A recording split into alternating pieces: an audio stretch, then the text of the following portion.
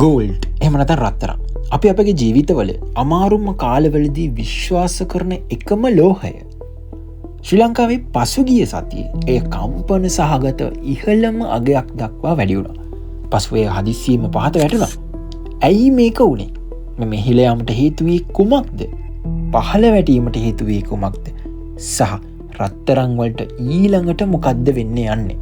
ශ්‍රී ලංකාවේ රන් වෙළඳ පොලේ අවුල් සහගත තත්ත්වය පිටුපස ඇති කතාව මොකද්ද? යමු කතාවට. රැඳී සිටි.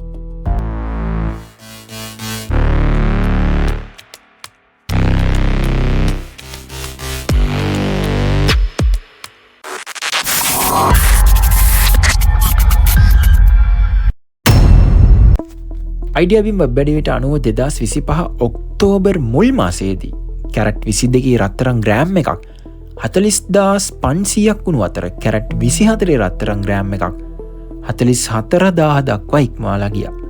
එනම් එක පවුමකට ලක්ෂ 3 සිට ලක්ෂ 4ක් දක්වා අගයක්. ඇයි මේක වුනේ?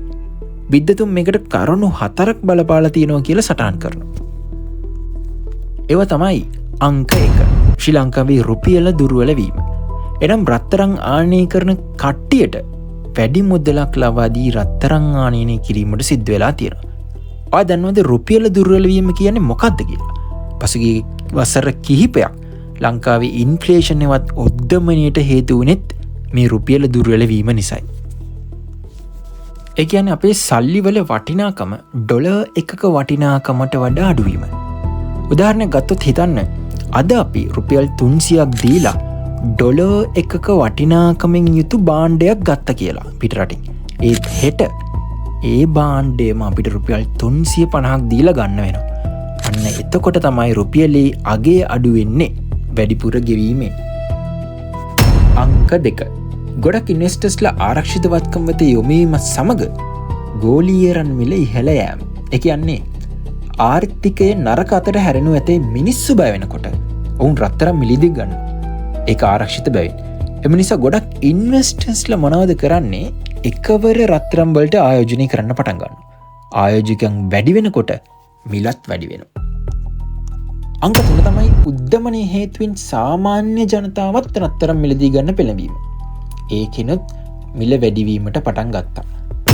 අංක 4 සහ අවසාන හේතුව වෙඩින් සීසන් එක නිසා දේශීය ඉල්ලුමේ විශාල වැඩිවීමක් ඇති කිරීම. ඉතින් මේ සියලු හේතු එකතු වුණු විට තමයි රත්තරන් මිල අහස උසට නැග්ගේ. නමුත් පසුව ලොකු හැරවුමක් ගත්තා. දින කිහිපයක් ඇතුළත රන් මිල වේගයෙන් පහත වැටීමට පටන් ගන්නවා. වාර්තා කළේ කැරට් 22 උකස් කරනු රත්තරන් රුපියල් 3,80,000 සිට 3,22,000 දක්වා පහත වැටි ඇති බවයි. එය එක් දිනක් තුළ රුපියල් 60,000කට වඩා පාඩුවක්. ඉතින් මේ හදිසි වැටීමට හේතුව මොකක්ද? ඒව තමයි ඩොලරයේ ශක්තිමත් වූ අතර ගෝලීය ලෝකයේ තියෙන රන් මිල අඩුවීම එක.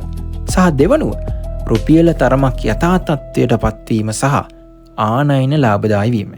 ඒ වගේම බොහෝ දේශීය වෙළඳුන් තමන් සතුව පැවති ගොඩක් රත්තරන් විකුණා දැමීම ඒ ලාභයක් ගැනීමට සහ අවසානව පාරිභෝගික ඉල්ලුම අඩුවීමෙන් මිනිස්සුන් මිලදී ගැනීම නවත්තන්න පටන් ගත්තා. මෙන්න මේ හැම හේතුවක්ම නිසා ආයිමත් රත්තරන් මිල අඩු වෙන්න පටන් ගත්තා. දැන් හැමෝම අහන්නේ එකම එක ප්‍රශ්නයයි. ඒ තමයි රත්තරන් ආයි ඉහළ යයිද නැත්නම් තවත් පහත වැටීද? විශ්ලේෂකයන් පවසන්නේ ගෝලීය ආර්ථික අර්බුදයක් ඇති වුණොත් ආයිත් රත්තරන් ඉහළ යාමට ඇති හැකියාවක් ඇතයි. සහ රුපියල තවදුරටත් දුර්වල වුණොත් ඒත් රත්තරන් ඉහළ යනු ඇත. ඒ වගේම ආර්ථිකය ස්ථාවර වුණොත් රන් මිල පහළ මට්ටමකින් දකින්න පුළුවන් වෙයිලු. ඉතින් ඔයා ඉහළ මිලකට රත්තරන් මිලදී ගත්තු කෙනෙක් නම් කලබල වෙන්න එපා. ටික කාලයක් ඒක තියාගන්න. ඒක හොඳයි. නමුත් ඔය තවමත් රත්තරන් මිලදී ගෙන නොමැති කෙනෙක් නම් ආයෝජනය කිරීමට පෙර හොඳින් අධ්‍යයනය කර බලන්න.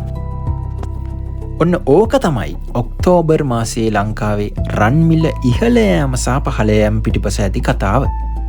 ඔය මොනවද හිතන්නේ? නැවත රන් මිල ඉහළ යයිද නැත්නම් පහළ යයිද?